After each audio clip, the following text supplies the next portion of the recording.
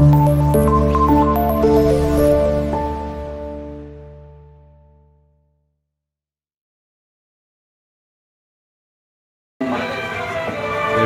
పుట్టాడు, నువ్వెవరి అంబేద్కర్.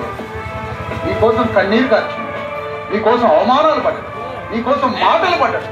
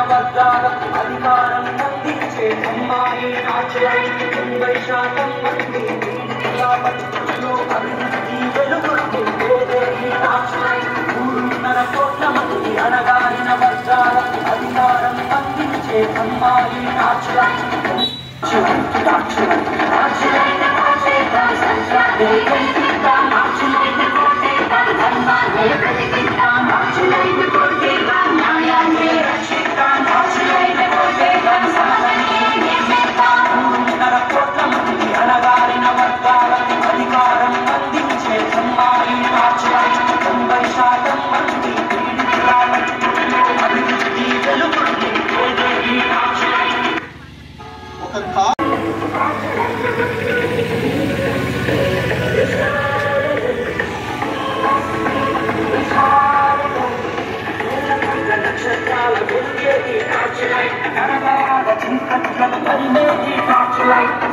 కమ్మరి కుమ్మరి పట్టణి కందాలి ఆదివాసుల బాట ఎంత తెలంగాణ భూమిలో బాట ఎంత తెలంగాణ సంపదలో బాట ఎంత తెలంగాణ కాలంలో బాట ఎంత తెలంగాణ రాష్ట్రంలో బాట ఎంత సరళిగా దేశిదాం సరళిగా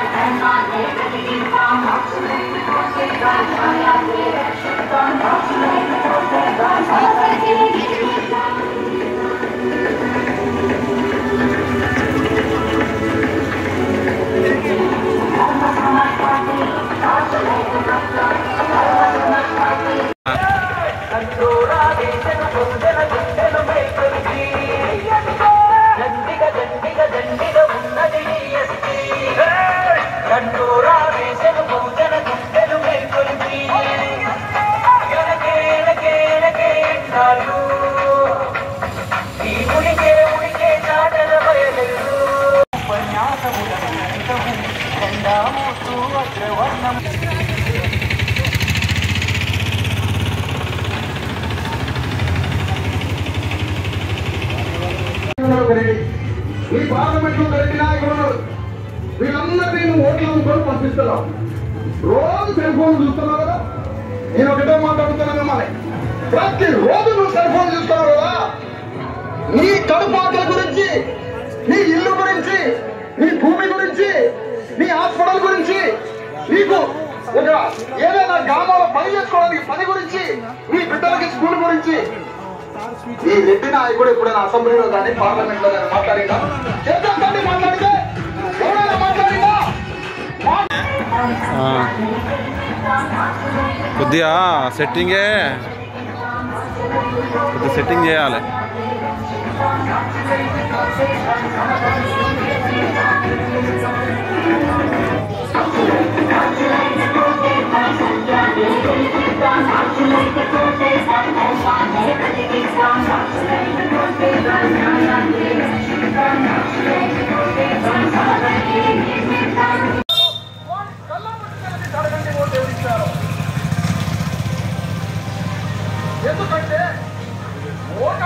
వీడియో తీస్తున్నా. ఆ ఓటు ఎవరిచ్చారో చెప్తే అప్పుడు రెండో ప్రశ్న చేద్దాం. ఎందుకు ఓటు ఎవరిస్తారు, ఎందుకు ఇచ్చారు? ఈ చైతన్యం ప్రతి మనిషికి రావాలి. అలా ఓటు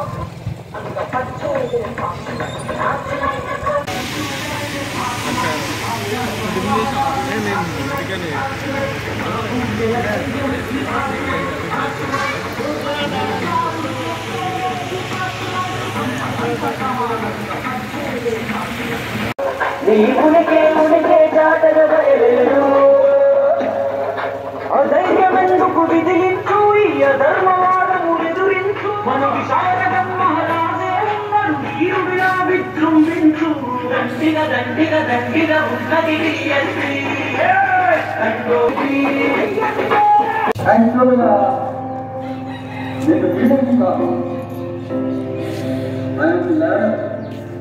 నా వీటిని అందరూ నా ఉదాహరణ నుంచి, నా తల నుంచి మీరందరినీ చేస్తే మీకు కొత్త ప్రపంచాన్ని అందించడానికి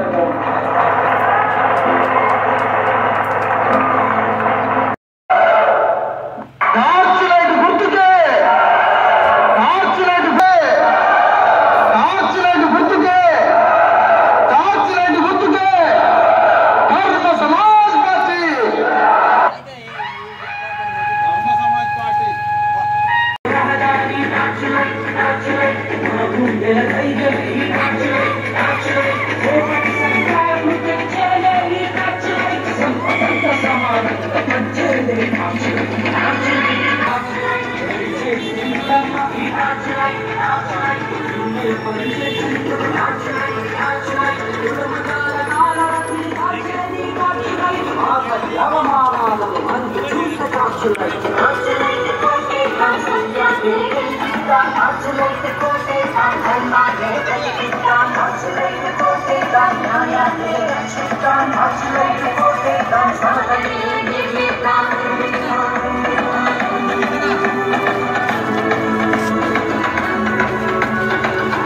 పంపిస్తున్నావు. రోజు సెల్ ఫోన్ చూస్తున్నావు కదా. నేను ఒకటే మాట అడుగుతున్నా మిమ్మల్ని, ప్రతిరోజు నువ్వు సెల్ ఫోన్ చూస్తున్నావు కదా. నీ కడుపు ఆకలి గురించి, నీ ఇల్లు గురించి, నీ భూమి గురించి, నీ హాస్పిటల్ గురించి, నీకు ఒక ఏదైనా గ్రామంలో పని చేసుకోవడానికి పని గురించి, నీ బిడ్డలకి స్కూల్ గురించి నీ రెడ్డి నాయకుడు ఎప్పుడైనా అసెంబ్లీలో కానీ పార్లమెంట్ లో కానీ మాట్లాడిందా? చేతులెత్తండి. మాట్లాడితే ఎవడైనా మాట్లాడిందా?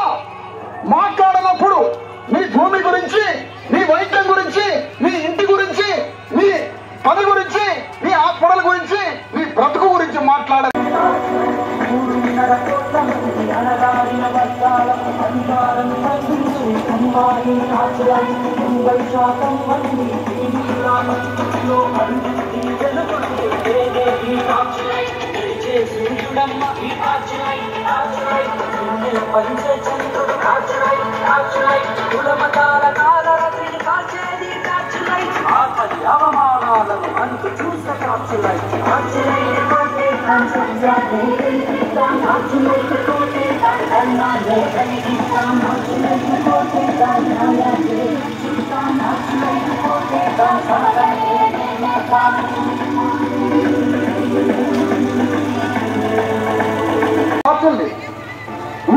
ఇంత బతుక ప్రమాణాలు లేని రోడ్ల మీద ఒక్క పైసా ఖర్చు లేవు.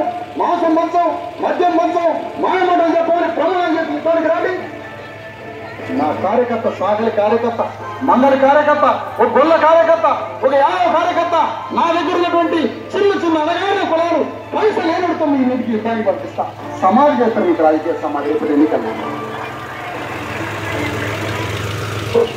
గ్రామాలలో మీద మన ప్రజలు కూర్చోవాల, రాజ్యాన్ని పరిపాలించాలి. అందుకోసమే 10,000 కిలోమీటర్ల కాలినడక నడుస్తున్నామమ్మా. ఎముకల పూర్తి తిండి లేని శరీరం దగ్గరికి 20 లక్షల కోట్లున్నాడు.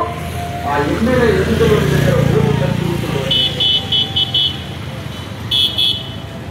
అంటే 20 లక్షల కోట్ల కన్నా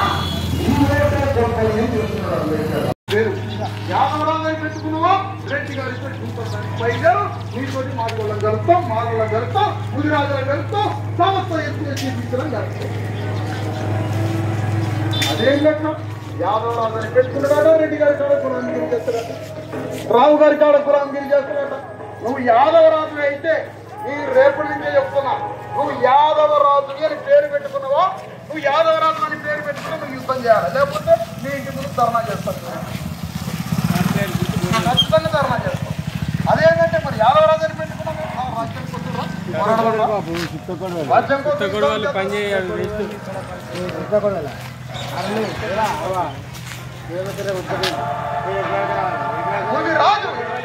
ముదిరాజు నీ ఒకప్పుడు రాజ్యాన్ని పరిపాలించిన మరి ముదిరాజు అయితే నువ్వు ఎందుకు గులాంగిరి చేస్తున్నావు? రాజ్యాన్ని పరిపాలించడానికి గ్రామంలో తెలంగాణ గడ్డ మీద 12,000 గ్రామాల్లో ముదిరాజు లేని గ్రామం లేదే. 40 లక్షల మంది ముదిరాజులు ఉంటదే. నీ పేరు పక్కన రాజులు పెట్టుకున్నదే. ఆ గ్రామంలో రెడ్డి గారితో రాజు గారితో ఢీ కొట్టడానికి నువ్వు ఆ గ్రామాన్ని పరిపాలించిన రాజు పైసవా మన కాలకాలం నువ్వు కూడా బయటికి రా. నీకు ఆదిజాంబ మహారాజు అయినా ఆదిగలు కూడా నీతో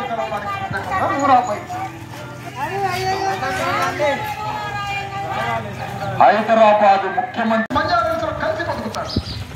ఒకే ఇంట్లో 4 పార్టీలు ఉంటే 4 పార్టీలు అన్నదమ్ములు టికెట్లు తీసుకుంటారు. అందరూ కలిసి ఇంట్లో మాట్లాడుకొని నువ్వు అప్పించినా వస్తామని పోటీ చేసుకుంటారు. ఇది వీళ్ళ రాజకీయం. ఇదంతా ఒక వర్గ వల్ల మనతో ఆడుకునే ఒక ఆట.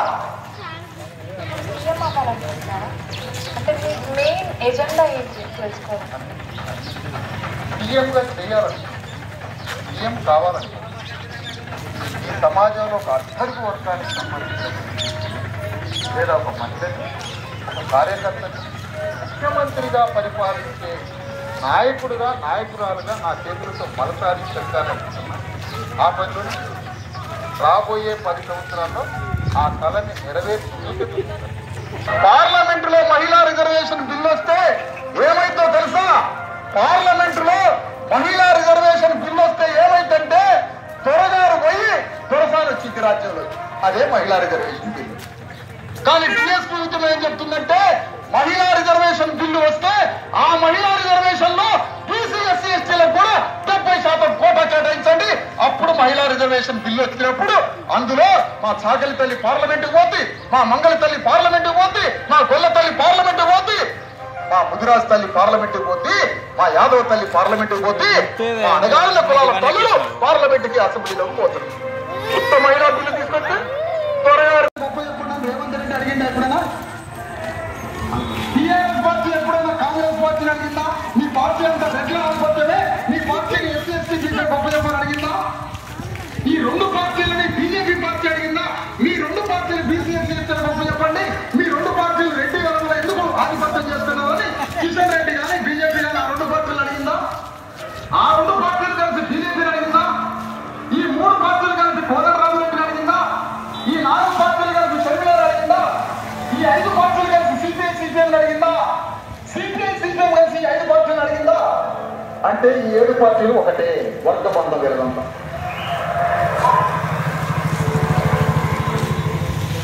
దుర్మార్గమైనటువంటి వర్గ బంధం. సంపదలో వీళ్ళు కలిసి బతుకుతారు, చదువుకునే స్కూల్స్ లో బిడ్డలు కలిసి బతుకుతారు, వీళ్ళుండే నివాస ప్రాంతాలను జూబ్లీహిల్స్ బంజారాహిల్స్ లో కలిసి బతుకుతారు. ఒకే ఇంట్లో 4 పార్టీలు ఉంటే 4 పార్టీలు అన్నదమ్ములు టికెట్లు తీసుకుంటారు. అందరూ కలిసి ఇంట్లో మాట్లాడుకొని నువ్వు అప్పుడు రాష్ట్రాన్ని పరిపాలిస్తున్నావు, యావని పెట్టుకున్నావు పరిపాలించారు కాబట్టి ఆ యావని పెట్టుకోవడానికి వాళ్ళకి ఆరాధిస్తాం. మరి నువ్వు ఈ గ్రామంలో యావని పెట్టుకున్నావు కదా, అఖిలేష్ యావని పెట్టుకున్నావు. ఉత్తరప్రదేశ్ రాజధాని తేజస్వి ప్రసాద్ లల్లు ప్రసాద్ యాదవ్ పెట్టుకున్నావు, బీహార్కి రాజధాని. మరి సూర్యాపేటలో ఉన్న గ్రామంలో నువ్వు యాదవరాలు మరి పెట్టుకొని రెడ్డి గారి కాలంలో మన భక్తులేంటిరా, మన భక్తులేంటంటున్నా ఓట్లు అమ్ముకోవడం మనం నీ రాజ్యం కోసం. వాళ్ళ ధర్మంతో ఆ ధర్మానికి వేస్తారు. నీ ధర్మం కూడా ఉంటుంది. ఏమి నీ ధర్మం?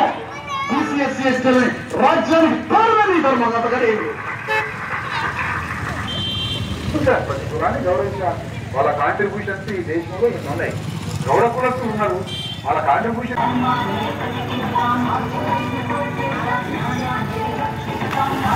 అన్న ఓకే, థ్యాంక్ యూ అన్న. జైబీ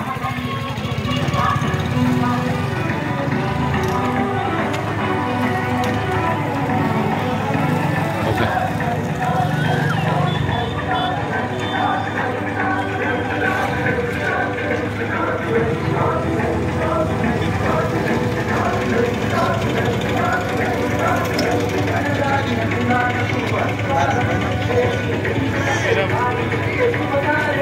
యావని పెట్టుకున్నారు పరిపాలించారు కాబట్టి ఆ యావని పెట్టుకున్న దానికి వాళ్ళకి ఆరాధిస్తాం. మరి నువ్వు ఈ గ్రామంలో యాదవని పెట్టుకున్నావు కదా, అఖిలేష్ యాదవ్ అని పెట్టుకున్నాడు ఉత్తరప్రదేశ్ రాజధాని. తేజస్వి ప్రసాద్ లల్లు ప్రసాద్ యాదవ్ పెట్టుకున్నావు బీహార్కి రాజధాని. మరి సూర్యాపేటలో ఉన్న గ్రామంలో నువ్వు యాదవరాజు అని పెట్టుకొని రెడ్డి గారి కాలంలో గుణంగిరి చేస్తున్నావు. యాదవరాజు ఎట్లయితాను? గొర్రెగారి గొల్లాని అని పెట్టుకోవచ్చు పేరు. యాదవరాజు అని పెట్టుకున్నావో రెడ్డి గారితో కూర్చోడానికి పైగారు. నీతో మాది వాళ్ళని కలుస్తాం, మాలోళ్ళని కలుస్తాం, ముదిరాజులను కలుస్తాం.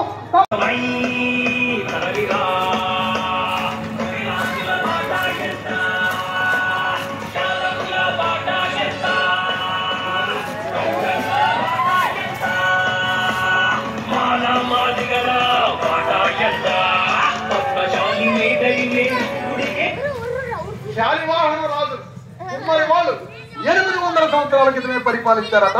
శాలివాహన రాజు కుమ్మరోడు. శాలివాహన చరిత్ర చెప్తున్నావు కదా, మరి నువ్వెందుకు బయటికి రావట్లేదు రాజ్యానికి? నువ్వెందుకు రాజు కావట్లే?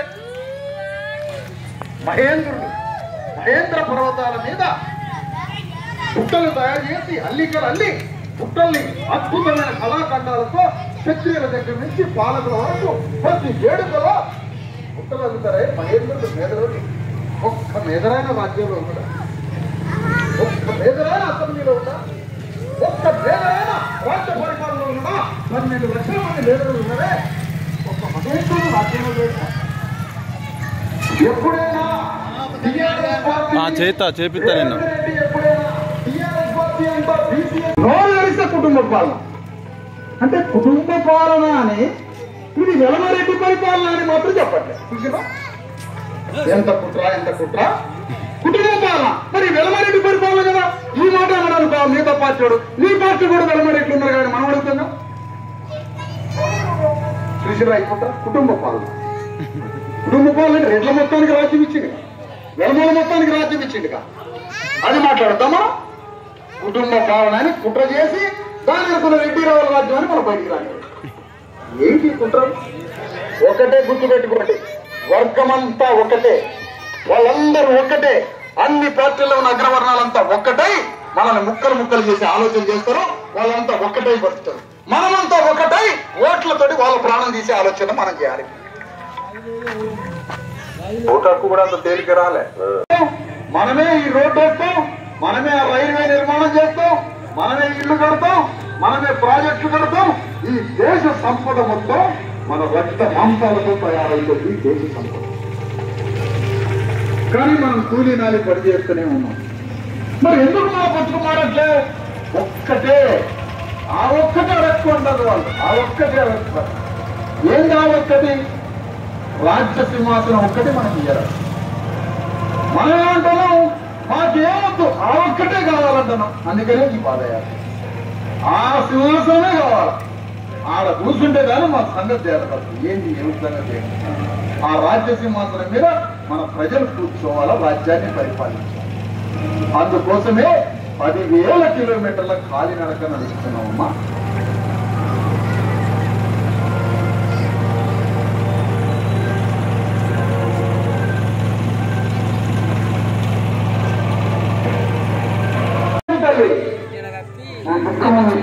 రాబోయే తరాలకు వాళ్ళ కోసం ఏదైనా చేస్తారు.